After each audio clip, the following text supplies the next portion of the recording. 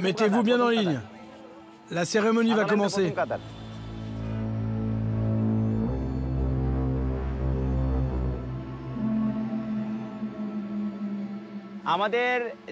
Aujourd'hui, nous rendons hommage à Nayal Mia. C'était un de nos frères. C'est désormais l'un de nos martyrs. Le 4 août dernier, alors qu'il participait activement au mouvement de contestation, il a été blessé par balle par la police et les membres de la Ligue Awami l'ont lynché à coups de bâton, de crosses de hockey et d'autres armes. Après 48 jours d'hospitalisation en soins intensifs, il a succombé à ses blessures hier matin.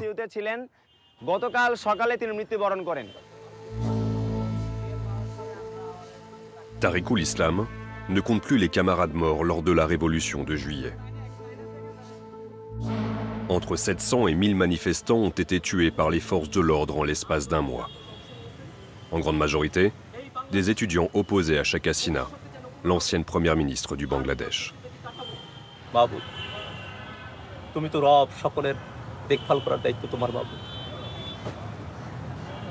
শহীদ নয়ন ভাইয়ের স্ত্রী কন্যা পরিবার তাদের সকলকে মাবুদ কোনো দখলদার যেন বাংলাদেশের মাটিকে স্পর্শ করতে না পারে মাবুদ বাংলাদেশের মানুষকে তুমি সেই তৌফিক সেই ভাগ্য প্রদান করো মাবুদ আল্লাহু আকবার Tariqul est l'une des figures du mouvement qui a mis fin à 16 années de régime autoritaire. Près de 3 mois ont passé, mais il sait que le calme retrouvé est encore fragile.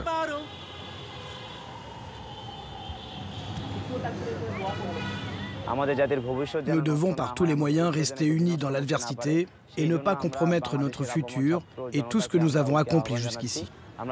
C'est ce que nous demandons à la population. La solidarité entre tous est le seul moyen de débarrasser notre société du fascisme. Les citoyens de ce pays nous ont confié une mission, reconstruire le pays et leur offrir une meilleure vie. C'est le seul moyen de garder leur soutien.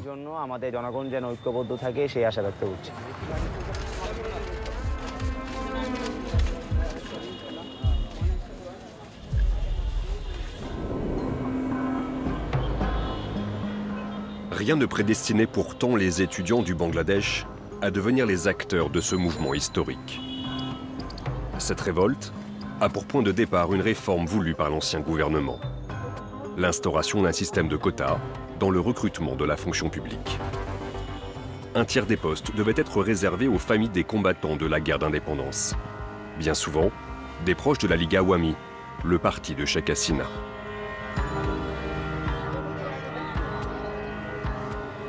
Jugeant la réforme discriminatoire, la jeunesse du pays manifeste et bloque les universités. Nous appelons à manifester et à des rassemblements sur tous les campus du pays à partir de demain 16h. Refusant le dialogue, la première ministre lance une sanglante répression, aidée par la police qui tire à balles réelles.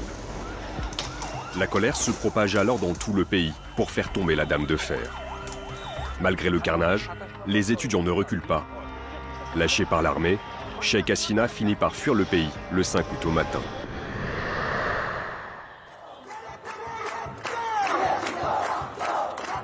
Lorsqu'il apprend la nouvelle, Tariqul est déjà en marche vers le Parlement, mégaphone à la main. Ce qu'on a vécu est incroyable. À cet instant, nous mesurons l'importance du moment. On pourrait mourir aujourd'hui, on n'aurait aucun regret. C'est indescriptible.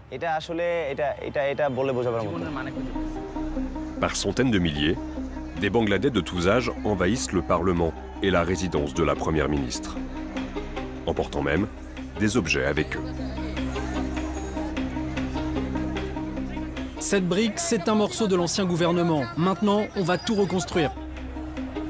Le peuple se réapproprie des lieux jusqu'alors inaccessibles. Pendant 16 ans, le gouvernement de Sheikh Hasina a corrompu, sapé et détruit chacune des institutions de notre pays. Pas une n'y a échappé. La révolution avait deux buts, le départ de Sheikh Hasina et la fin du fascisme. La première ministre a été évincée, mais il nous faut encore nous débarrasser totalement du fascisme. C'est pour cela que nous devons continuer le combat. Nous souhaitons bâtir une nation dans laquelle ce Parlement reflète et défende réellement les intérêts du peuple.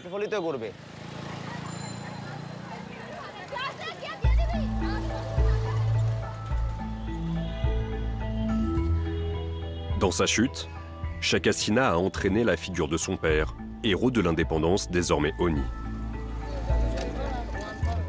À l'université de Dhaka, là où tout a commencé, les cours viennent de reprendre.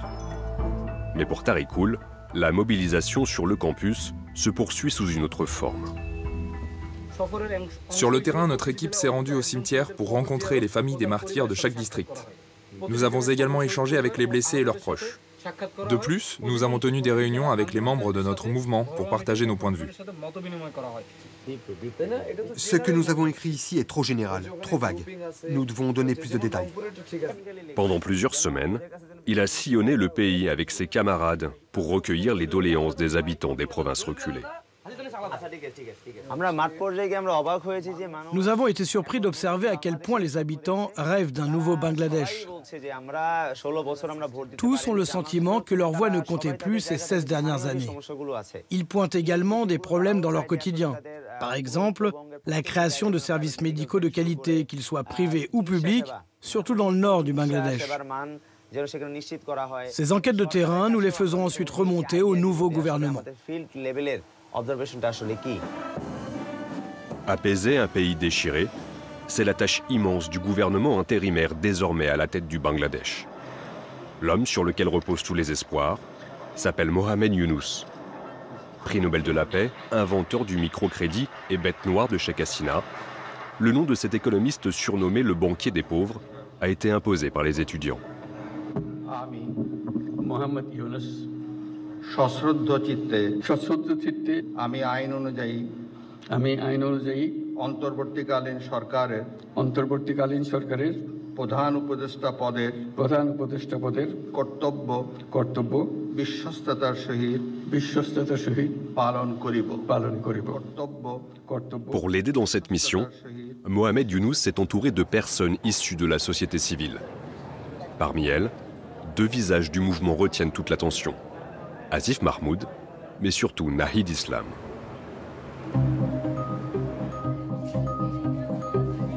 Dans cette faculté au cœur de Dhaka, c'est l'effervescence avant l'arrivée de l'invité du jour.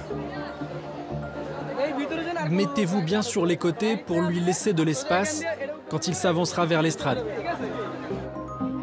Nahid Islam est venu rendre visite à ses anciens compagnons de lutte. Il y a encore quelques semaines, il occupait les rues de la capitale avec des milliers d'étudiants.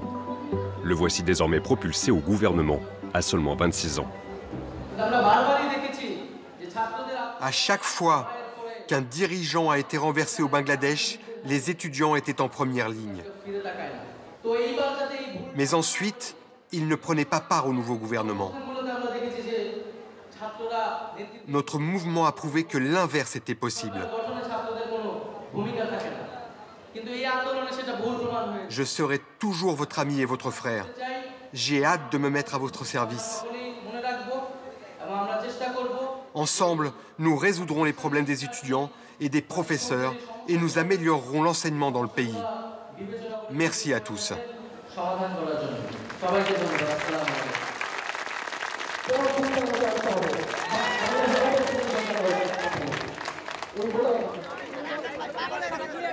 Pour le leader étudiant, c'est un nouveau costume à endosser. Un rôle aux antipodes de son ancienne vie.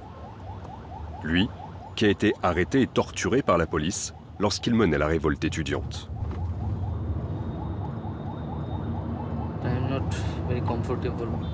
Je ne me sens pas très à l'aise avec ce protocole. Je ne suis pas habitué à autant de protection. Mais j'ai une fonction officielle. Mais avant ma vie, c'était le campus. C'était plus animé. J'échangeais davantage avec les gens. Cette vie était bien meilleure.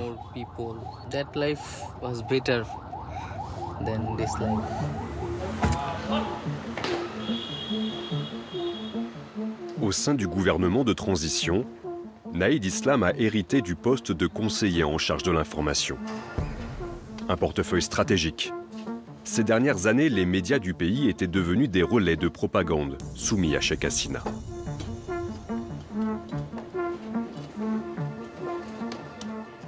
Au nom de tous les employés de la BTRC, nous vous souhaitons la bienvenue, monsieur le conseiller. C'est sa première visite au siège de la Commission des télécommunications du Bangladesh. Pendant les manifestations, c'est ici qu'a été prise la décision de couper Internet dans tout le pays pendant plusieurs jours pour étouffer la contestation. Naïd Islam entend bien changer les choses. En suspendant Internet, vous avez réuni toutes les conditions qui ont entraîné le meurtre de dizaines d'étudiants. Cette institution s'est rendue complice de crimes de la répression. Les étudiants ont payé de leur sang. Désormais, les Bangladais veulent une société où l'intérêt national prime.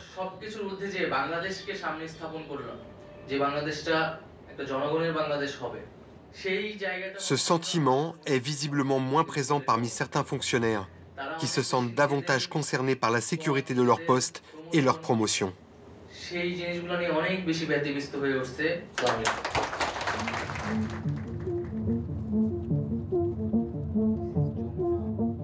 Pour tout un pays, cette transition démocratique est une plongée dans l'inconnu. Le gouvernement intérimaire s'est engagé à réformer les institutions du Bangladesh avant d'organiser de nouvelles élections. Jusqu'ici, toute l'administration était aux mains des proches de Sheikh Hasina et gangrénée par la corruption. Vous trouverez dans ce dossier des notes sur vos prochains rendez-vous.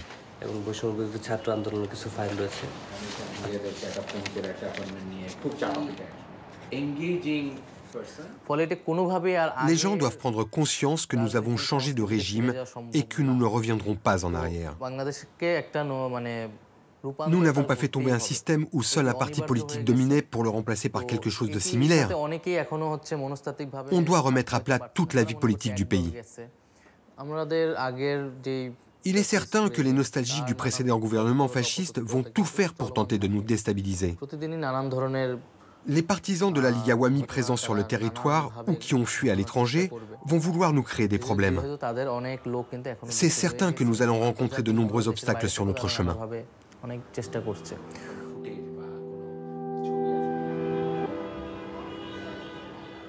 Une nouvelle voie est-elle encore possible au Bangladesh? À plusieurs reprises depuis son indépendance en 1971, le pays a connu des gouvernements de transition après des périodes de dictature militaire ou d'instabilité. Ces 30 dernières années, seuls deux partis ont régné sur la vie politique du pays. La Ligue Awami de Sheikh Hasina et le Parti national du Bangladesh, le principal parti d'opposition. Mais pour le professeur Parvez Karim Abbasi, faire table rase du passé n'est pas la priorité.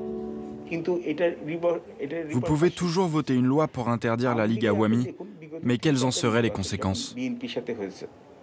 Si on se penche sur les résultats aux élections depuis 1991 et jusqu'aux dernières libres dans le pays en 2008, le parti d'Hasina, même quand il perd, remporte plus de 30% des suffrages.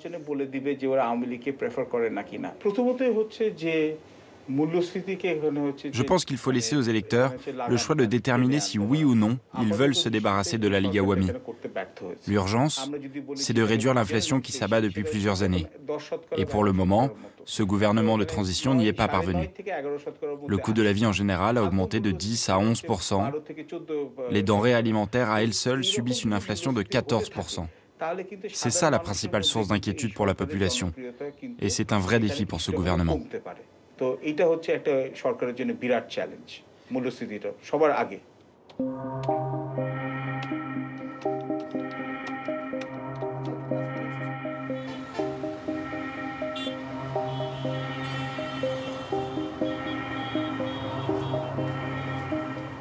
আমার নাম মাইকেল Chakma Je m'appelle Michael Chakma. J'étais le secrétaire général du Front démocratique du peuple uni. Le 20 avril 2019, je devais me rendre dans cette rue pour une course. J'étais en train de boire un thé quand j'ai réalisé que plusieurs personnes me regardaient avec insistance. Je pensais que c'était des clients. Soudain, j'ai entendu quelqu'un m'appeler par mon nom. J'ai à peine eu le temps de me tourner que des hommes m'ont aussitôt saisi par le col de ma chemise. Puis ils m'ont ceinturé pour m'empêcher de prendre la fuite. Ensuite, un petit véhicule est arrivé en l'espace d'1 minute et ils m'ont jeté dedans. Après cela, ils m'ont menotté, pris mon sac, volé mon téléphone, bandé les yeux et emmené là où il le souhaitait. Pendant 5 ans, Michael Chakma n'a pas vu la lumière du jour. Ce défenseur des droits de la minorité bouddhiste du sud du Bangladesh a été enlevé, détenu et torturé dans une prison secrète des services de renseignement militaires. Michael Chakma a été la victime d'une disparition forcée. Une méthode qui vise à garder en détention un opposant ou à l'éliminer sans laisser de traces. Libéré le lendemain de la chute du régime, Michael s'est rapproché de ce collectif pour porter son cas devant la justice. Comment vas-tu? Ça va mieux et toi? Est-ce que tu préfères témoigner devant la commission d'enquête ou est-ce que tu préfères le faire directement au tribunal? Je ne sais pas si adresser mon dossier à la commission me sera d'une grande aide. Mais cela ne coûte rien d'essayer. Je te recommande de le faire. En leur parlant de ton cas, tu feras avancer ton dossier. Je suis sûre qu'en discutant avec eux, ils sauront vous conseiller, toi et ton avocat, sur les démarches à suivre. Sanjida Tuli dirige Mayerdak, l'appel des mères en bengali. Cette association vient en aide aux familles dont le mari, le fils ou le frère a été enlevé. Tuli et son association m'ont beaucoup aidé, notamment pour monter mon dossier. Elle m'a expliqué toute la procédure pour porter plainte et obtenir la tenue d'un procès. Mon cas est différent de ce qu'elle défend, car je suis le seul témoin de mon enlèvement et j'ai survécu. Ma crainte, c'est qu'on ne me croit pas. Même libre, je continue de vivre dans la peur. Dès que je marche dans la rue et qu'une voiture ralentit devant moi, mon corps se fige. Quand une personne vient me rendre visite, je panique à l'idée de savoir qui se cache derrière la porte. Et je demande à quelqu'un d'autre de répondre à ma place.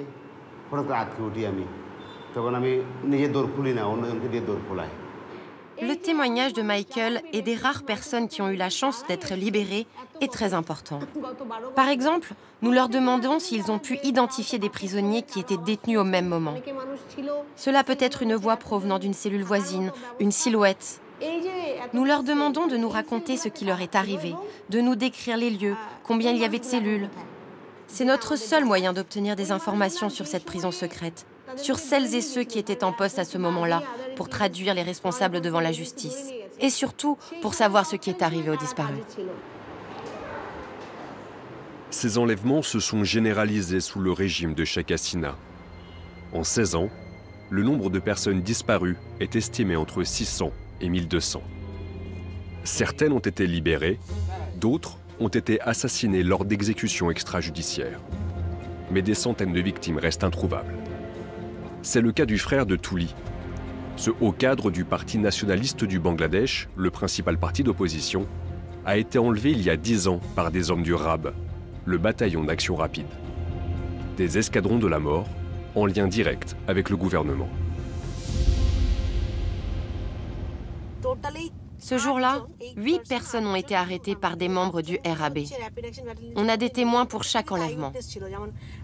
Certains opposants ont été réveillés au milieu de la nuit à leur domicile et emmenés de force sous le regard de leurs femmes et leurs enfants. À chaque fois que nous avons demandé des comptes, le bataillon d'action rapide a toujours nié son implication. Forcément, il n'allait pas avouer. On nous a toujours empêchés de déposer plainte. La Cour suprême n'a jamais lancé d'enquête. Personne ne voulait nous écouter. Nous étions livrés à nous-mêmes. Tuli a déjà remporté 2 victoires. Le gouvernement de Mohamed Younous a mis en place une commission d'enquête indépendante et ratifié la Convention internationale contre les disparitions forcées.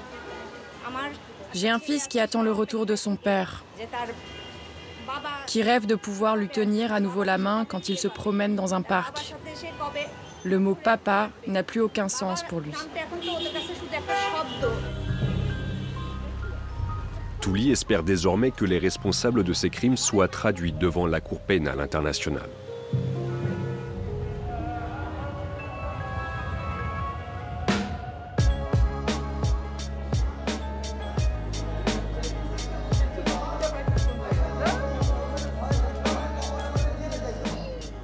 Je ne sais pas si vous réalisez, Mais ces 16 dernières années, la seule question qu'un fils pouvait poser librement à son père était « Papa, quand est-ce qu'on ira en prison ?»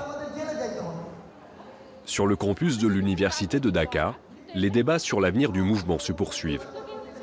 Tariqul anime cette réunion avec des leaders étudiants venus de tout le pays. Écoutez, on aimerait vous entendre proposer des solutions. On sait qu'il y a des problèmes. C'est très bien de mentionner ce qui ne va pas, mais cela ne nous aide pas à avancer si vous ne pointez que cela. La parole y est libre. Une scène difficilement imaginable il y a encore quelques semaines. Le peuple a fait le choix de la démocratie. Alors les étudiants doivent montrer l'exemple. Nous devons offrir un espace de débat où toutes les opinions peuvent être exprimées. Organiser ce type de réunion sans avoir à nous cacher, c'est un rêve qui se réalise. On savoure vraiment ce nouveau parfum de liberté.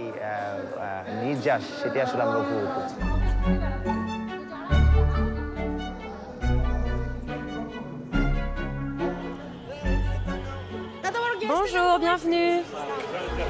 Comment আছে?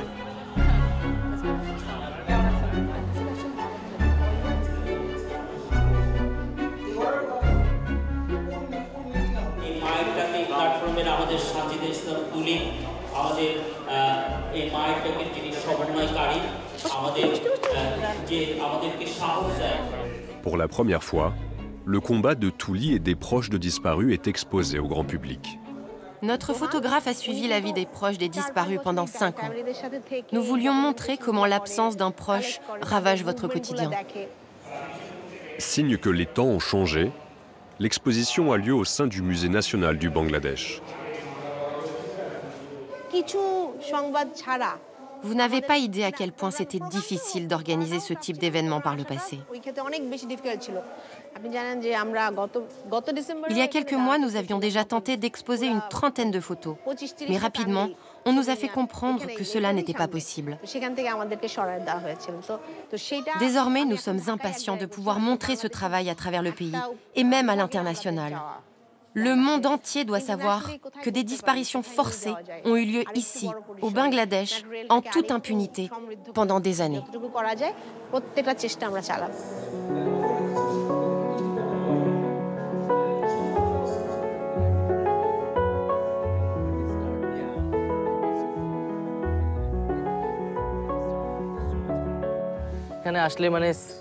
À chaque fois que je reviens à l'université, cela me rend nostalgique.